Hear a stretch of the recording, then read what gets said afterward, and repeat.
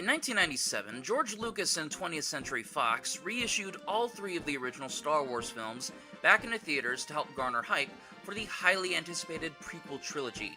Dubbed the Special Editions, these reissues would garner controversy over the many changes made to them.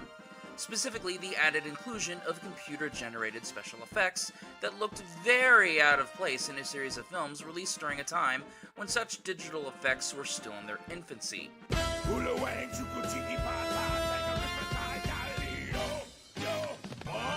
This was done at the insistence of Lucas, who felt he was restrained by the special effects of the time period, and these new additions were his way of quote-unquote completing them the way he originally intended. Over the years, with more releases on home media, even more changes were made, including the infamous Greedo shot first scene from A New Hope,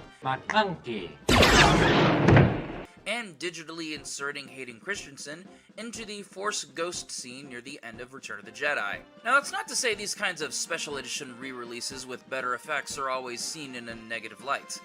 Fellow sci-fi contemporaries Star Trek and Doctor Who have seen numerous digital remasters and editions, but these are mostly done to get better model shots, fix up some mistakes seen in original broadcasts, and in the case of Doctor Who, whole new scenes being shot and inserted. The third Doctor story, Day of the Daleks, was meant to be a grand return of the famous Pepper Pots, but with only 3 working Dalek props and amateurish voice actors without voice filters, it was seen as a huge blemish until the BBC had the chance to basically redo all of those scenes with the Dalek army that was truly meant to be seen in the original script. Usually the DVDs and Blu-rays allow you to choose if you want to watch the unedited original or the remasters, but in this case, this is the only one you get. There will always be a debate over whether or not this sort of treatment of older material is needed or not. Some will argue that it's best not to tamper with something several years later, while the opposition will claim that there are cases where these re-edits and remasters can help breathe new life into an old property and get new eyes looking in the material's direction. The same sort of discussion happened when the idea of colorizing black and white films came into the public consciousness. A number of film historians condemned the idea because adding color to an old film was considered sacrilege, while some argued that modern audiences are so used to color films that putting them in front of a black and white film would turn them off altogether. It also didn't help that one of the forefathers of this idea was Ted Turner, who never had the best reputation. No matter what your opinion is on this topic, these sorts of remasters and re-releases have stuck around for quite some time, and with the newest technological advancements, they're gonna be here to stay. Which leads us into the subject of this video proper. The time Disney took a stab at reinventing one of the most popular television shows that was being kicked around in their zeitgeist of owned properties, Power Rangers.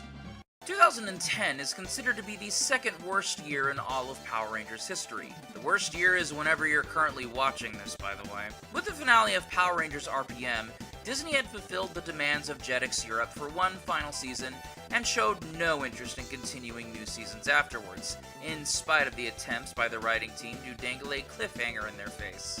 As RPM was winding down, Disney had acquired Marvel and basically became that one meme from Toy Story 2. I don't want to play with you anymore, Power Rangers.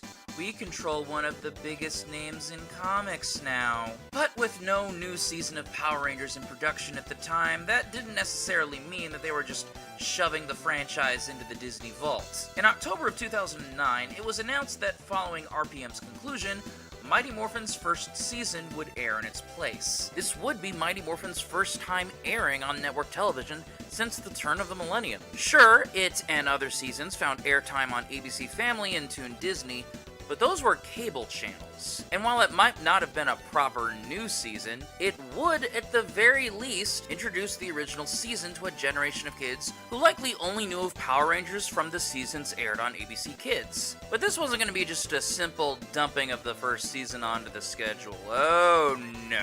Longtime fans and newcomers alike were greeted by this.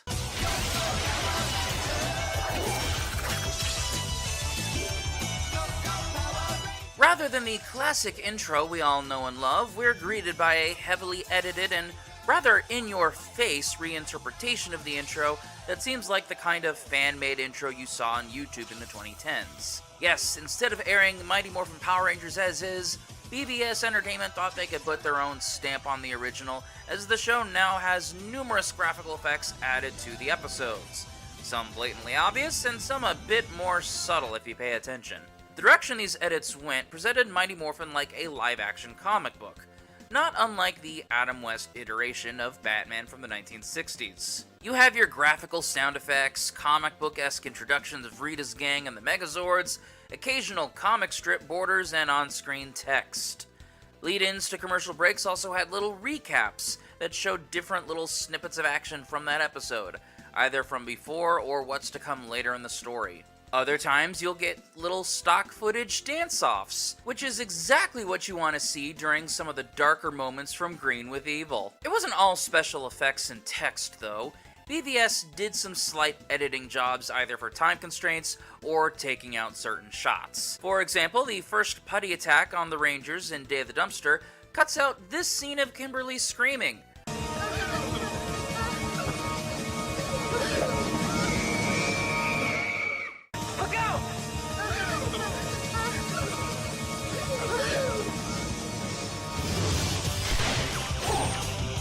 They hope no one would notice.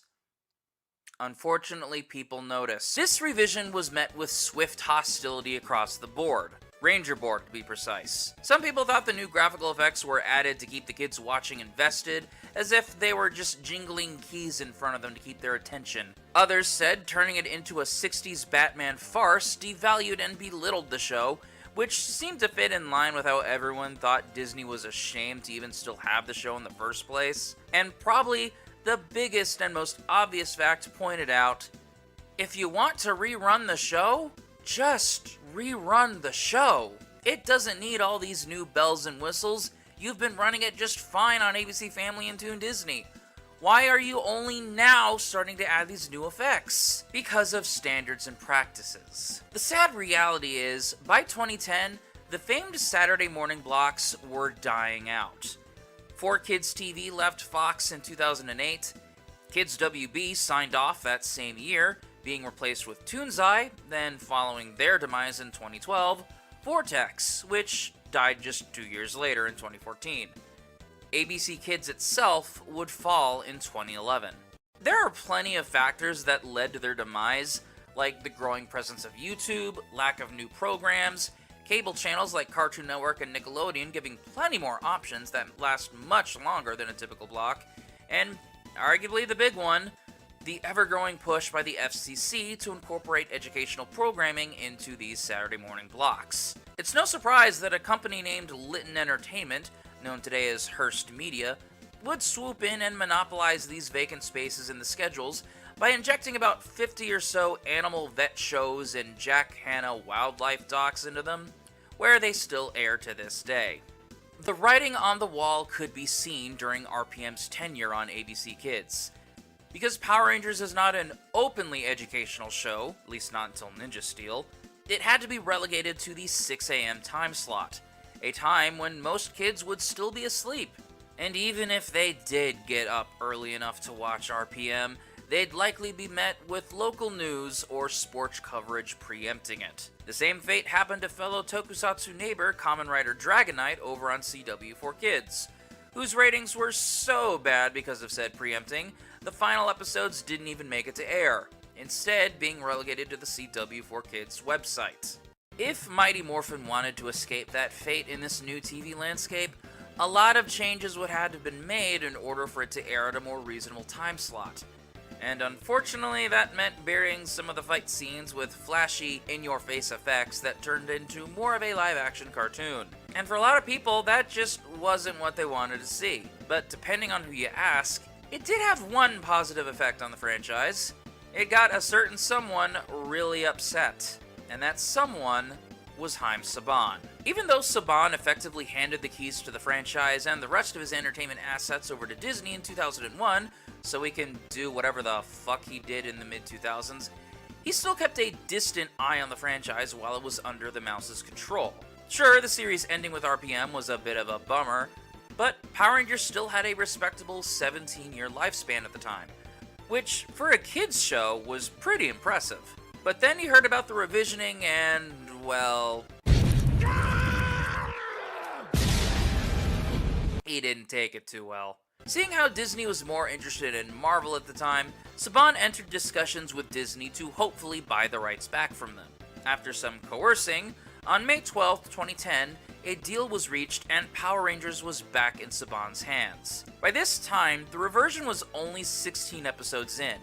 The most recent episode being aired at the time was Part 3 of Green with Evil. You know, the one with the stock footage dance-off. In spite of the franchise being in Saban's hands once more, the reversion would continue to air until August 28, 2010, with Calamity Kimberly and A Star is Born being the final episodes to get the revision treatment. You could tell A Star is Born was the final episode because right before the final commercial break, they played a sort of best-of compilation of the new graphical editions, and once that episode was finished, that would be the last time Power Rangers would grace a Disney-owned channel. For now. 2025 marks the 15th anniversary of this little Power Rangers detour, and looking back on it, the added effects are so dumb, goofy, and unnecessary that it circles around and becomes borderline delightful. I could easily see Ranger fans making a drinking game out of this revision. Take a sip every time you see one of these new effects. To the clown! No, your hair looks stupid. Please drink responsibly, though. And yeah, I'm not gonna lie, some of these additions I find to be something of a guilty pleasure. There's something about the comic-style graphics I find to be oddly charming. It reads like a fan is learning to cut his teeth on video editing, so he took some episodes of Power Rangers and started throwing whatever video edits he could think of at the wall and seeing what sticks. Lord knows that's kinda what I do whenever I'm in charge of editing a show for ANNOVERSE. I equated the revision to the edits George Lucas made to the original Star Wars trilogy, but I think there's a better subject matter I can equate this to. Guys, gals, and non-binary pals, allow me to introduce you to Godzilla. Back in 1977, Luigi Cozzi, an Italian filmmaker, wanted to release the original Godzilla in his home country of Italy to bank off of the success of the 1976 version of King Kong. Rights issues prevented him from releasing the original Japanese cut, so he was saddled with the American King of the Monsters version. But rather than releasing it as is with an Italian dub, Cozzi had other ideas. Not only did he want to colorize the film, which he did by just smearing colored gel onto the frames, he also went into the editing bay to both cut out scenes for time and add stock footage from other films, including wartime newsreels. He also hired future Zombie 2 composer Fabio Frizzi to rescore the film with a new electronic soundtrack. The final product ended up being one of the most trippy and weirdest ways to watch the original Godzilla film.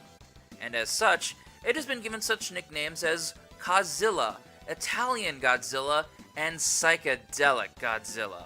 Much like Cozzi's take on Godzilla, here we have a take on Mighty Morphin that's littered with quirky graphical effects catered to a new generation of viewers, partially brought upon by the FCC, in a way that modern audiences view as so bad it's good.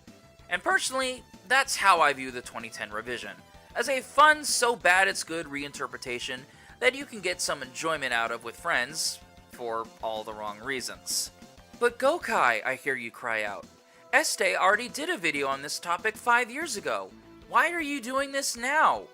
Well, first off, reviewer dibs is not a thing, and second of all, I chose to bring this revision up now because, well, that's the best way I can describe this.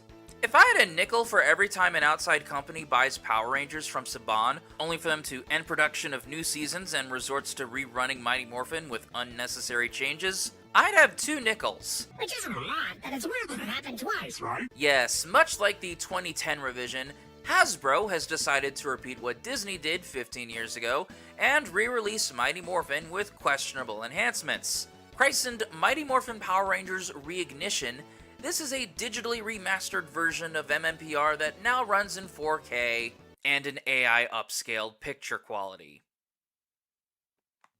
What? It has been proven time and time again that digitally enhancing older television shows with AI has resulted in a ton of backlash due to just how sloppy these enhancements look. It all looks softer, background faces get really messed up, and sometimes the old saying, if it ain't broke, don't fix it, gets thrown around on social media left and right. But for Reignition, the biggest sin isn't the AI, but the fact that it's currently the most recent contribution to what the fanbase has called Mighty Morphin fatigue. The notion that Hasbro thinks Power Rangers ended in 1995 and everything from Zeo onwards never happened. Never mind the fact that they had 2.5 seasons under their belts and a Netflix special that made specific references to past seasons outside of Mighty Morphin. At least back in 2010, the idea of re-airing Mighty Morphin Power Rangers again felt warranted, because outside of those reruns on ABC Family, Toon Disney, and budget DVD releases, there wasn't much open nostalgia for it yet. But now there's just too goddamn much of it. Like, imagine if Super Sentai's whole nostalgia market only catered to Himitsu Sentai GoRanger, and only Himitsu Sentai GoRanger. Only the GoRanger team gets reunion movies, the anniversary seasons only put focus on GoRanger itself, and the market is just flooded with GoRanger toys, games, manga, and the like. No other season gets this kind of red carpet treatment, especially fan-favorite seasons like Dekaranger, Gokaiger, KyoRanger, and Shinkenger.